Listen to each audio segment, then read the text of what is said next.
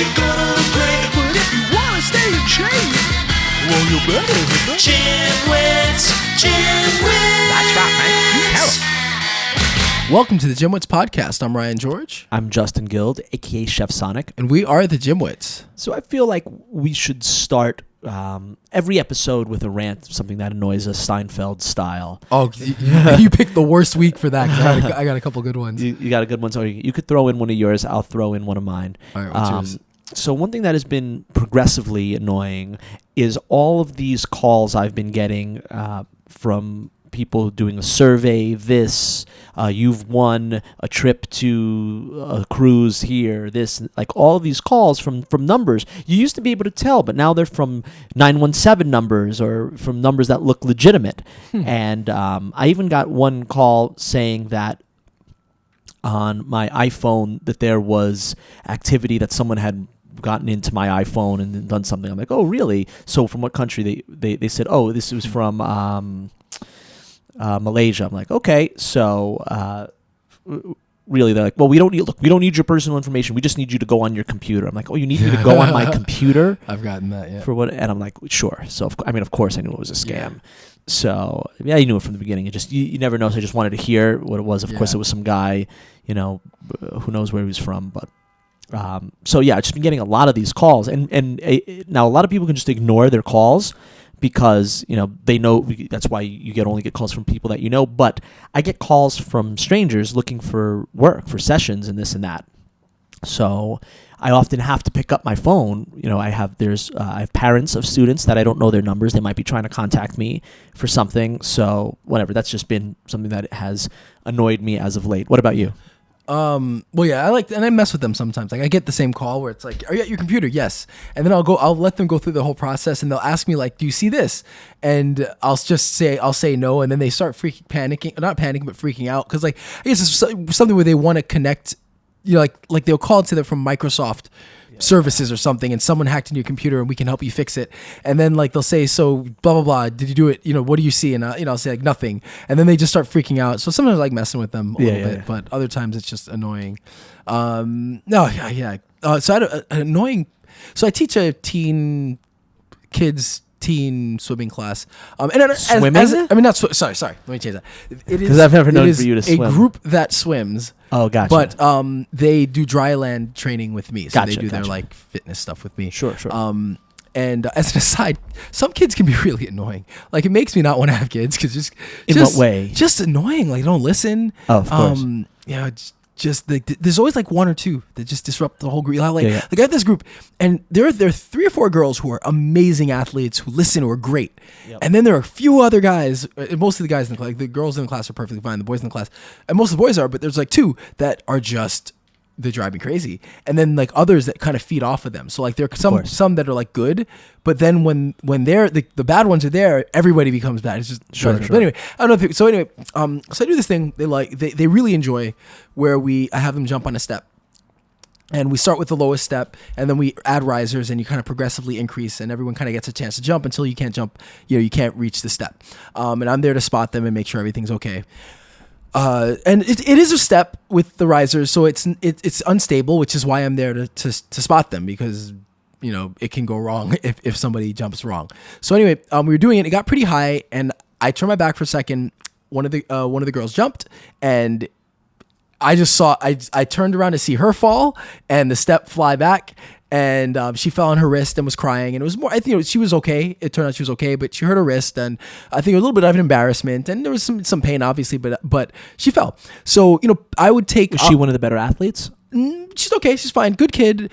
Now I will take responsibility for that. Like I should. It's one of those things where I can't take my eyes off of that situation. I have been in a situation what could you where have done? She was still making. At the end of the day, like I shouldn't have turned around. So I am at fault, in that simply like I turned around and while they were doing it, I didn't communicate properly that they should have stopped jumping, when I wasn't watching. So basically like I was there to make sure no one falls, and when I'm not watching, they shouldn't be jumping, but I didn't do that. So I'd say like that's on me, that part, right? But she was fine. And the parents were fine. I got an email from she got lifeguard came, put ice on it, took her to her parent. The parent was fine. Got an email from my I guess her father, who wasn't there, sent an email to the manager, just wanted to find out what happened. So I told him, explained the situation. Everything's fine. She was fine. So anyway, I get to the class, and the guy who runs the swimming thing, he's like, one of the parents, wanted to know what happened. She says she thinks this is an unsafe environment for her kid. Not the kid who fell, but another parent. And so I'm like, all right, well, whatever. Look, if she doesn't feel like it's safe for her kid, then I don't know what to tell you. He said that he explained I'm professional, I know what I'm doing, blah blah blah, and all that stuff. So anyway, about a couple minutes in the class, this parent storms into the class. Again, not the girl who fell, but just another kid in the class. And she just starts like badgering me with, like, what were you doing? Why, what, was it safe? And just hounding me about like, whether or not whether she wants to make sure it's a safe environment for her kid. And what did I do? And I can understand to an extent, so I explained what I did. I explained that, she's like, I just want to make sure, do you progress them? And like, yeah, we start at the lowest level with the step and we increase incrementally until they can't do it. It's pretty straightforward. I think that's progression, and then, but she was aggressive. It wasn't like, it's one thing to come in and say, hey, a kid fell. I just wanted to make sure everything's okay. Can you tell me what happened? But she was just aggressive. And again, it wasn't her kid that fell. So like, all right, fine. I explain it to her. So then she goes. And so also in this class, it's in a room where I'm just with the kids, like parents can bring their kids in, but it's just me and the kids. She grabs a chair, plops it down, and basically sits as if to say, I'm watching you.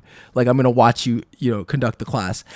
And it took everything in me to not like kick her out. It was like, all right, fine, I'll sit through it. So I was pissed at like the aggression, that it wasn't it wasn't the kid that fell. Like that kid's parents were fine. B, that she was so aggressive when she approached me, and then C, that it was like, I'm going to intimidate you by sitting in front of and watching watching this happen. You know what you should have said to her? What? So you really have nothing better to do. I was tempted, but I basically, this is your life. Basically, just having to make someone else miserable. Basically, and assert your authority over something because you don't have it at home. Basically, like I can't. Well, that now you're.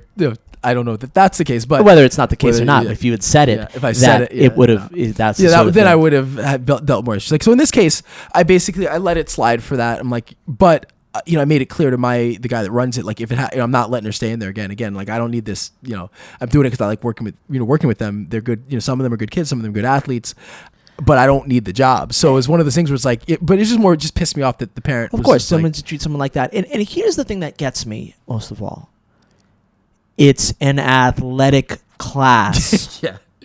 Once in a while, something is going to happen.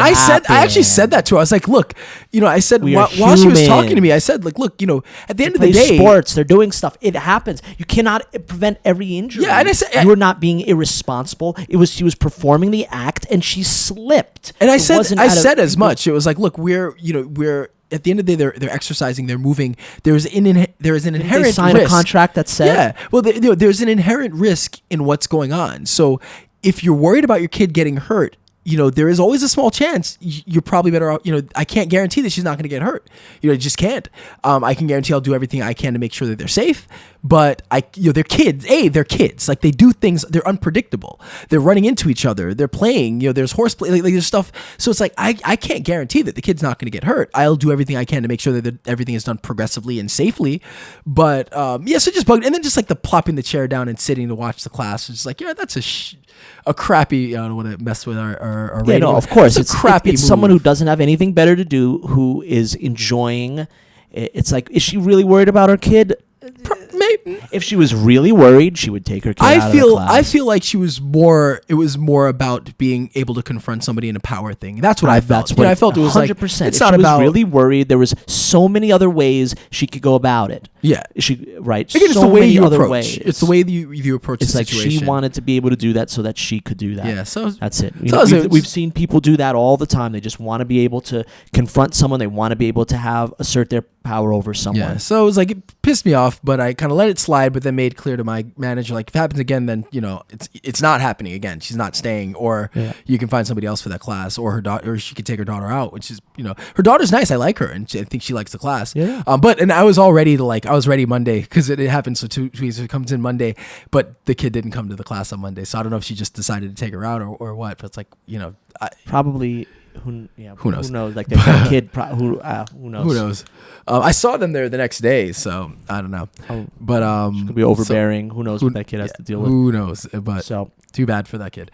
Yep. So Ryan gave me a program consisting mostly of weight training, strength training, because that was my goal. It was some months back, and I feel I have done that. I've gained a good amount of muscle. I'm stronger, and spring, summer's coming up, and I would like to change my workout.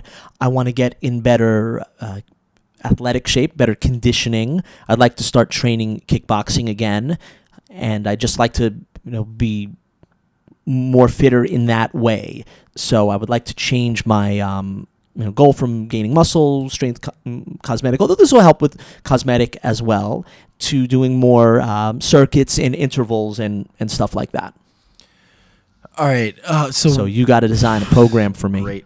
So what's the goal? Like, what's your just to be more athletic, to get better cardiovascular, maybe some muscle endurance as well, maybe to shed a couple of these, although we know that that's not really the way to do it. But I want to get more conditioning for sports, and stuff like that. Plus, I enjoy doing those types of exercises. What kind of sports? Maybe kickboxing, stuff like that. Here's a hard one. Because it's harder than just like weight training. Like the last one was fairly easy enough. Well, I want to be more and better conditioned. For like what sport? Like what would you like to be better conditioned for kickboxing? Okay.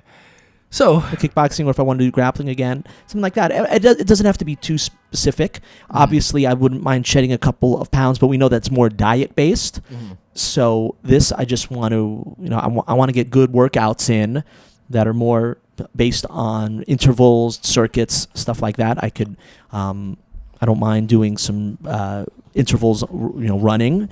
Mm-hmm. Lots of, different, you mentioned the Turkish get-up in a previous podcast. So like exercises like that, core exercises, what's our favorite? Burpees, stuff like that. So what do you need me for? To design a sound like you have a good handle on it. I know what some of the exercises are, but you got to design a program for me. Design a program for you. So how many days a week? I don't really try to get in 4 days a week. So maybe 2 or 3 different exercises. I could also incorporate some heavy bag into. Well, I don't have a heavy bag, but there's a bag there that I can kickle and hit a little bit. But it's not a heavy bag? It's not a hanging bag. It's a standing bag. Oh, one of those like cheap. Not as good. Kinda, you can't kick or hit too hard, right? Like it starts flopping all over the place. I mean, that's the cool thing with this type of training. I guess you're almost unlimited with the types of options. I would probably say, I would do a program. I'd say you'd have two long and 2 short days, basically. So you'd have your short days are kind of more like I would say do like Tabata style interval training. So that's like, and I will put a PDF of this up if anyone's interested in this type of program. So I would say, again, on the app or on the app on iOS or on Android. So if you have it, download it, and you will have access to, I guess, whatever I have to come up with. Yes, this is we're winging it right now. So I would say the shorter days would be kind of Tabata style. So you do 4 or 5 rounds. So Tabata style tends to be like 20 seconds on, 10 seconds off. Okay. The goal is 8 rounds total. Goal is getting basically as intense as you can. So you use those 20 seconds to work as hard as you can. The 10 second you breathe, recover, and then you work right away. Actually, I'll kind of think about the exercises, but it would be, some combination of like burpees for 1 round where you just do 8 rounds of 20 seconds of burpees. Another round would be like mountain climbers. Another round might be like running and punching or high knees. Another round might be sprinting on a treadmill. So you're doing things like that. So now, when you do that, do you do just that exercise? So if you're doing rounds of burpees, so you don't combine exercises? No. So it would be, if you're doing a round of burpees, you do 20 seconds of burpees, break for 10 seconds. 20 seconds of burpees, break. To do it the closer to real you can get. So basically, like with Tabata, this is one day we will actually get to talking about Tabata. But if you're doing the real protocol, you're doing one all-out thing. So you're doing the 20 seconds on, 10 seconds off. You do that 8 times, but then you're done. It's a 4-minute workout and you're done.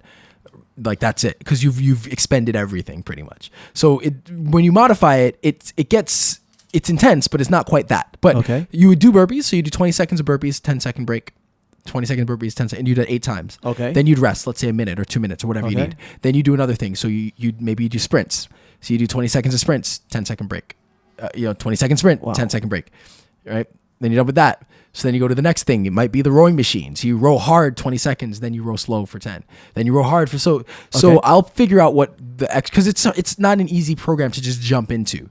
So I'll figure out a way to maybe progress it over. We'll do it over like 6 or 8 weeks. So what I might do, let's say, is for the first couple weeks, instead of doing 20 seconds of burpees and break and doing that 8 times, maybe I'll mix burpees with something else. So it gives you a little bit, you're still working, but you're not like destroying yourself, because that can be hard. Yeah. What about doing, you don't think that doing a circuit in this type of... Those are your 2 short days. So your 2 short days are that. So you do 5 rounds of those. That would last you 25 minutes and you're done. Your longer days will be more of a circuit style workout. So basically you'd have, let's say, a round of 15 So you do your warm up. Maybe you do some, you do your warm up, your calisthenics, you kind of get yourself nice and ready. And then you do a circuit of 15 exercises where you do a minute. I like minute 20 seconds on and a 20-second break. So you do whatever the exercise is for that time, and then you get a little break. Then you do the next thing. You do that whole circuit, 15 exercises. Then maybe you cool down, go for a little run or something, and that would be your longer workout, which still would only be about 45-50 minutes. But when you're looking for something to up the intensity, you're going to spend less time in the gym. So I would give you a couple of days where you do the high intensity intervals, and then you get a couple of days where you do a little bit longer circuits. So what would some of the exercises be on some of the longer runs? So for the longer one, it's a combination. So where the intervals, it's whatever you can do to really get your heart rate up. Although it does work as well for like weight training. I find that you can do the same thing if you're doing like a bicep curl. You can do 20 seconds on. For the circuit, it's a mix. So it's a mix of cardio, but a mix of some muscle endurance work as well. So it's kind of finding the right balance between, working the different muscle groups, working different areas, focusing on different things, but, all working together to make sure that you're destroyed at the end, basically. Work, as hard as you can for that. So I would say, it's you between those two, if you really just focus on that for the next, I'd say 6 weeks, that'd be a good program for you to go on while you're figuring out if you can make it back to the gym to do your, kickboxing or whatever kind of training you want to do. So like, what would a combination? I know you mentioned what they would cover. So like, what would if you were to come up with a for the long day, like a combination of different exercises? Are you trying to work like every muscle group? Yeah, you try to go through everything. Like squats, push-ups, something like that. Let's say you might do a round. Well, you got to keep in mind muscle endurance is part of it. So you've got to have an exercise that's sustainable for the minute 20 seconds. So push-ups are great, but can you do a minute and 20 seconds of straight push-ups? It might be kind of hard. So I would say something like. You do a round of mountain climbers, then you do a round of, let's say, high knees, then you'd follow that with, let's say, bicep curls, then you do a squat and shoulder press, and then you go to maybe box jumps, then you go to bicycle crunches, and then maybe you go to a station where you're doing, dips, or maybe even within a station you might do like dips and crunches or something where you do like 10 dips, 10 crunches, and keep alternating. Then you might go to a station where you're doing an agility ladder drill, and then you go to a station where you're doing a kettlebell swing, and then you go to something where you're doing like a dumbbell press or dumbbell flies. So you kind of see how you go through, like you're doing some upper, you're doing some lower, you're doing some abdominal, you're doing some cardio, you're doing some heart rate work, you're doing some total body work. You're kind of you're going from one thing to the next thing to the next. It's not like you're gonna do 2 straight like upper body strength exercises, but you're getting a mix of everything while the heart rate's working and you're working muscle endurance the whole time. So. And so you don't think that having like something in between the two, like could you do like a middle day where you do more body weight exercises and things that you can't do for a minute, but something like push-ups. So I might say that there would be like almost like an off day. So I might do something where you have like 3 days of your like higher, maybe, I think about it, maybe I'd switch it a little bit. So I would do one high intensity day, so short day, one circuit day.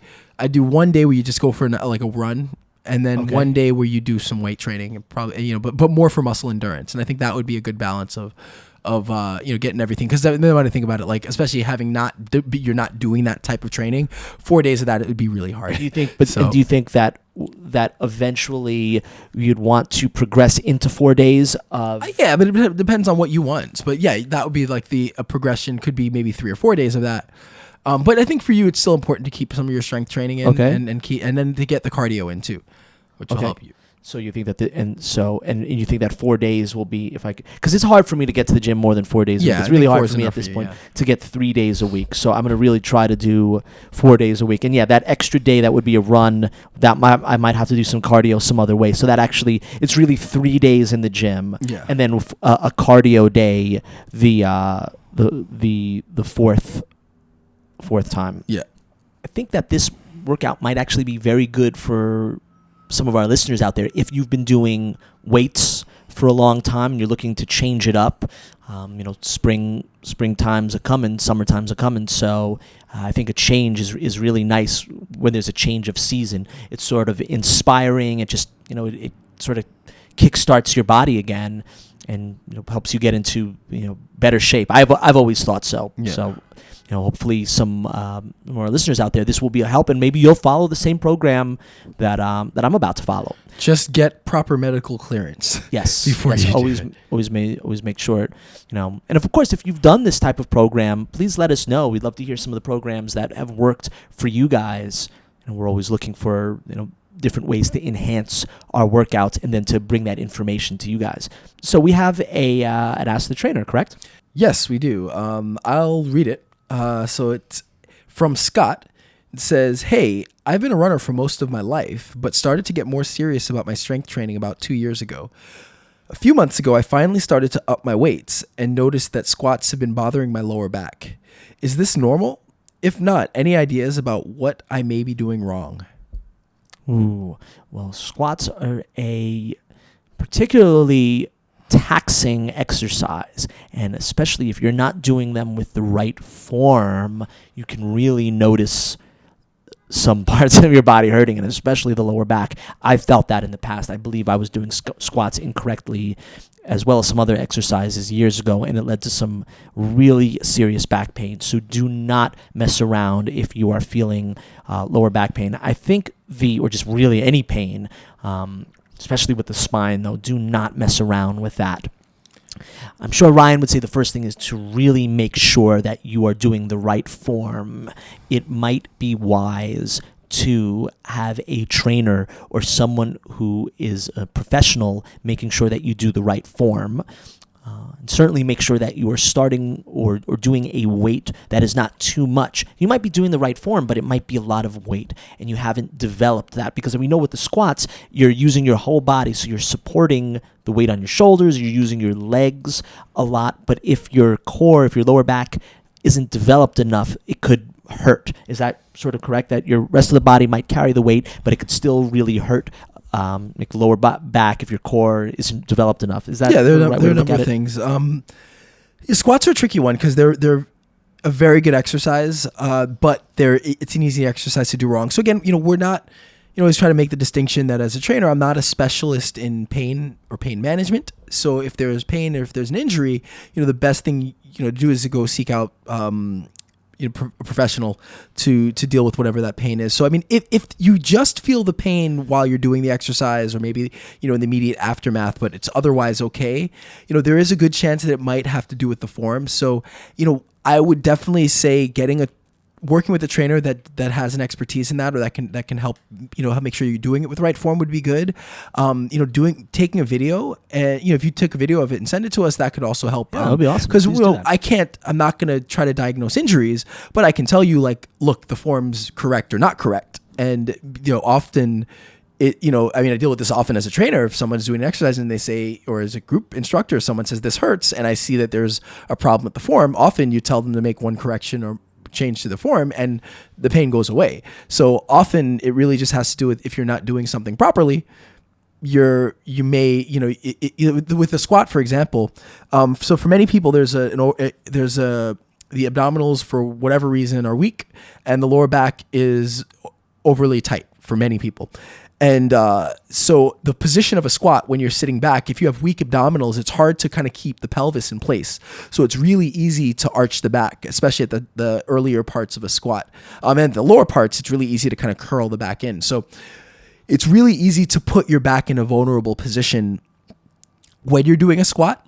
And so it's not difficult to see somebody being in pain while they're doing a squat. So that's where, a couple things to keep in mind is if you have weak abdominals, or if you have a tight lower back, or if you're not positioned properly while you're doing the squat, whether the back is arched or it's flexed, or you're not in the right position, where the bar is over your back, how much you're leaning forward, how deep are you going to the squat. There are a lot of variables to consider, and anyone could potentially lead to the pain.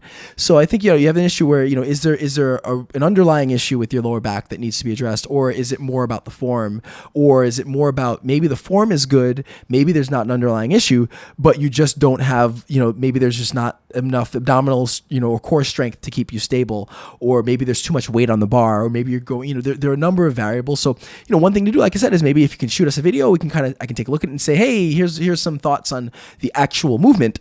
But again, if the back pain is if it's persistent, it's something you want to get checked out. And also, like I said, if nothing better than having an expert there who can touch and feel in an appropriate way and kind of move you into the right position and help you kind of do the squat properly. So again, it's hard to answer a lot of these questions without seeing you, but hopefully I've given you enough ideas or enough information that you can try to work things out and maybe it'll help you correct it. But also just make sure the weight's light and work on the form, progress slowly. If you feel like you're doing the squats and there's no pain with just the bar, then add a little bit at a time and make sure that you're not, sometimes it's easy with a squat where we can lift a lot of weight. It's easy to if let's say you do a plate on each side, it's easy to just throw on 25s rather than throwing on 10 on each side or 5 on each side and incrementally increasing. So, try some of these ideas out. Hopefully something works. Let us know if it did help you, if it didn't help you, if you went to seek out help and let us know what you thought, what you find out.